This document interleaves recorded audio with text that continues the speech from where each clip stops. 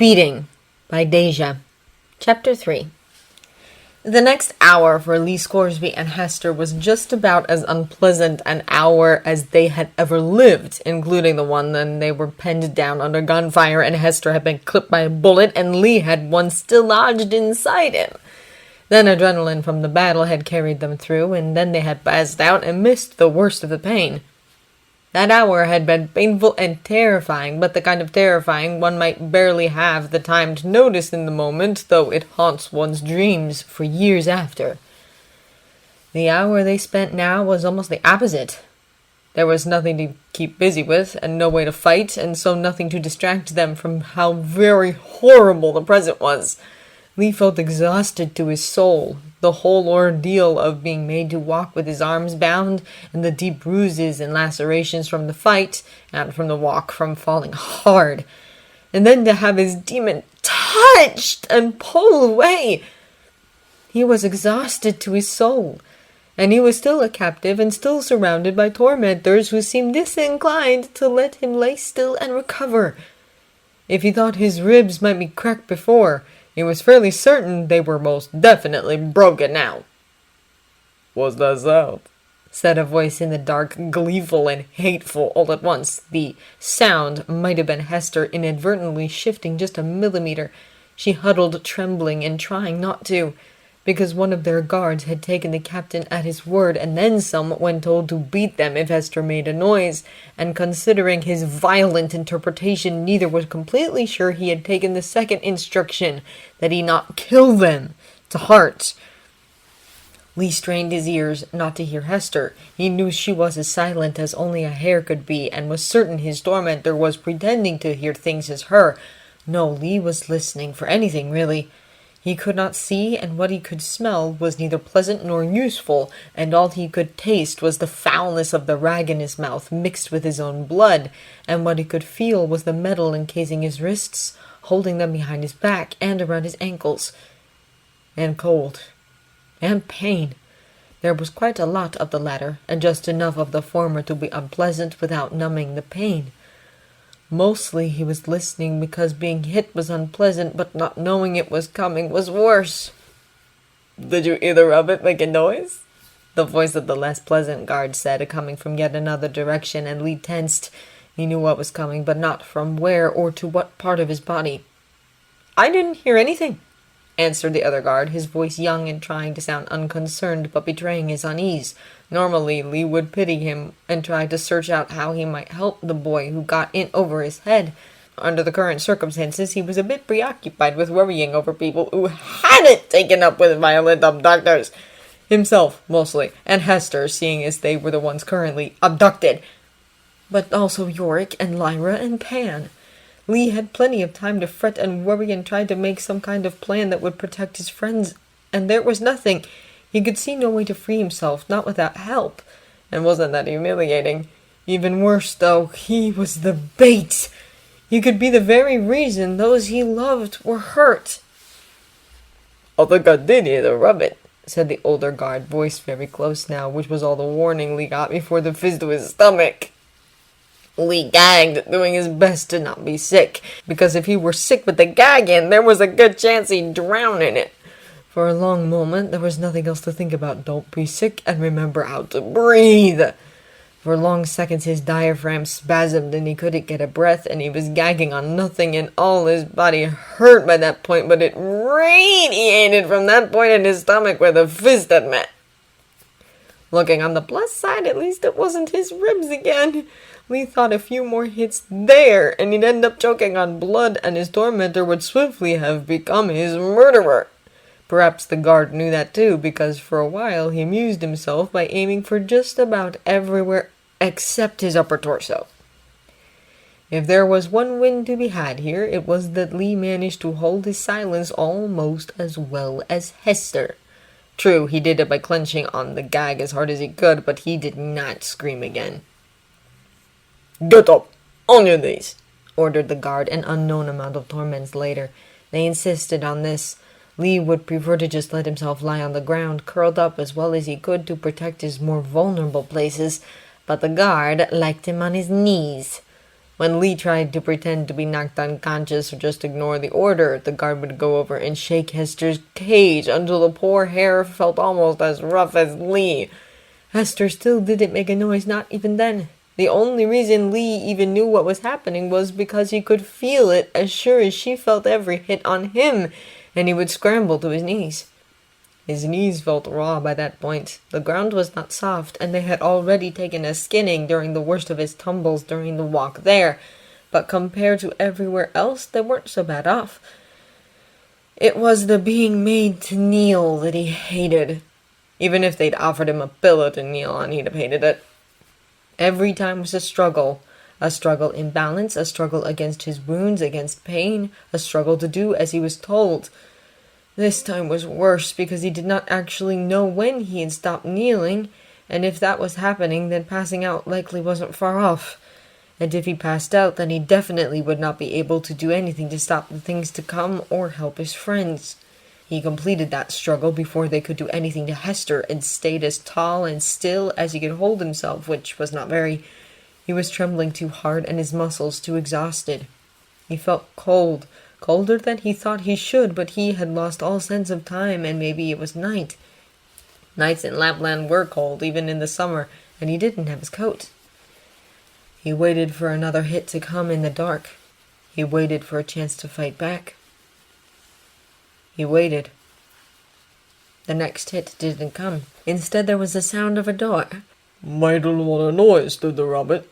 asked a voice as the person doing the opening stepped into the room. It was the captain's voice. "Well, shut up," answered the older guard, then, "Ain't that right?" For a moment, Lee wondered if he was being asked, which was stupid, as he still had the gag.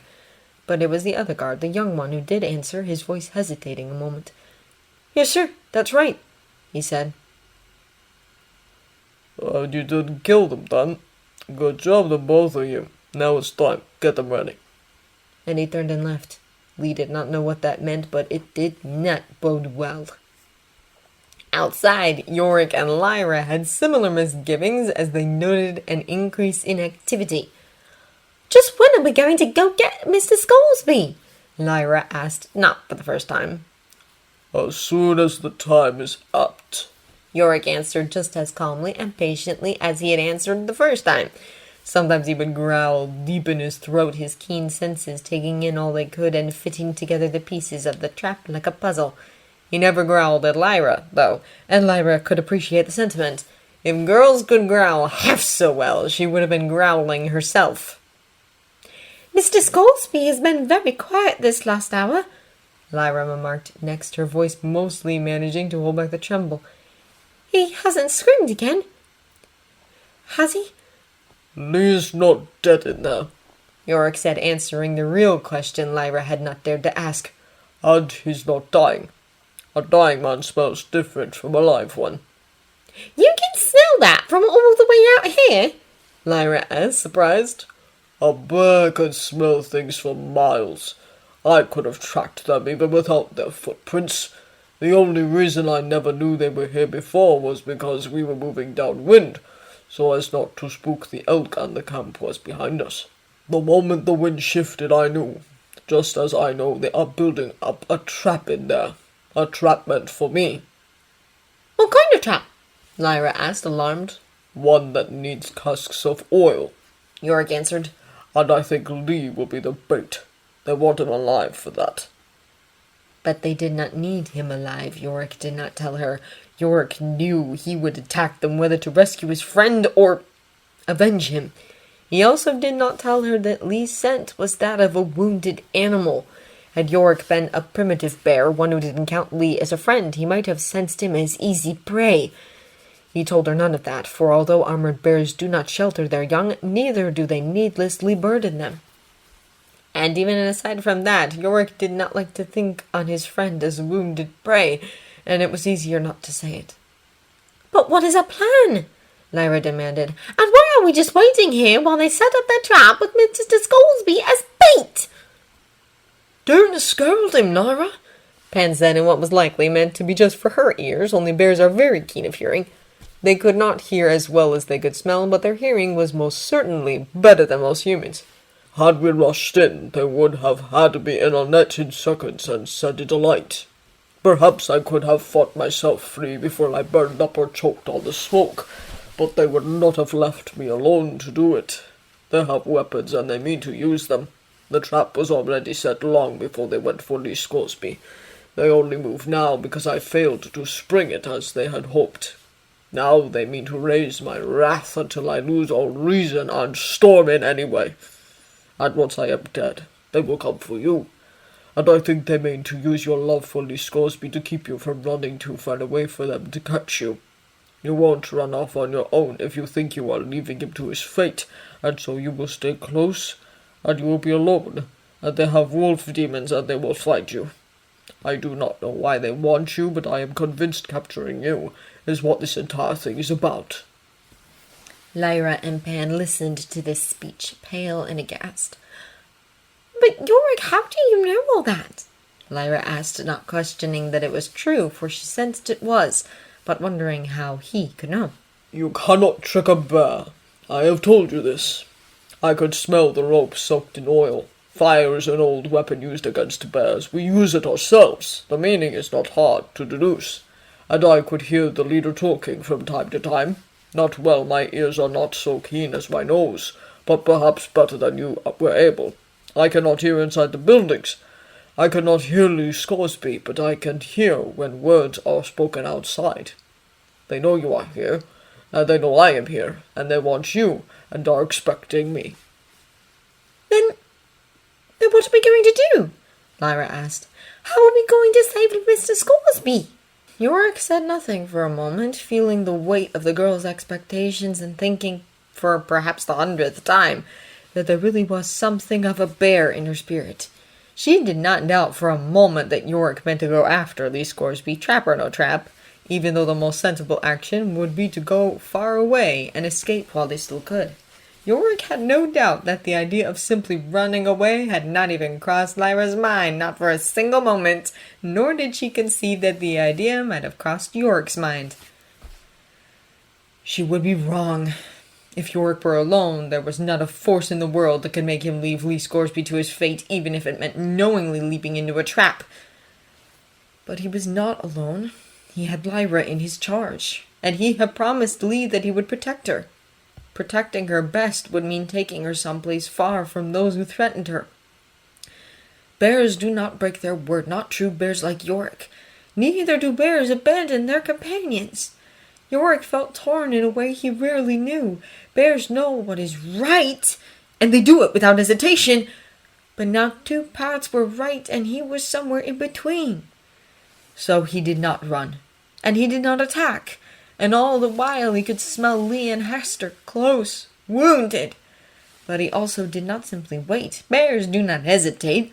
Bears stalk. They may appear to creep and lay low and do nothing, but all the while they are getting a feel for the terrain, for their prey, and they are preparing for the final lunch. I think, he said after that long moment, we will do what they do not expect. How much do you trust me? With all my being and beyond, Lyra answered without hesitation. I thought as much, Iorek said approvingly. Lee is not going to like this plan. He looks on you like you are his daughter, and he wants you safe above all things. But this plan will work, and you will be safe, safer than you ever could be if we did it another way. He does? Lyra asked, sounding shocked and perhaps not having heard anything Iorek had said past, he looks on you like you are his daughter. Of course he does, Pan said, shocking Lyra further. He looks after us, don't he? And he comes for us, always, when we get separated. But now we're going to come for him, ain't we? Sure we are, Lyra declared boldly, a determined gleam in her eye. Iorek wondered if she knew just how much she had sounded like Lee in that moment.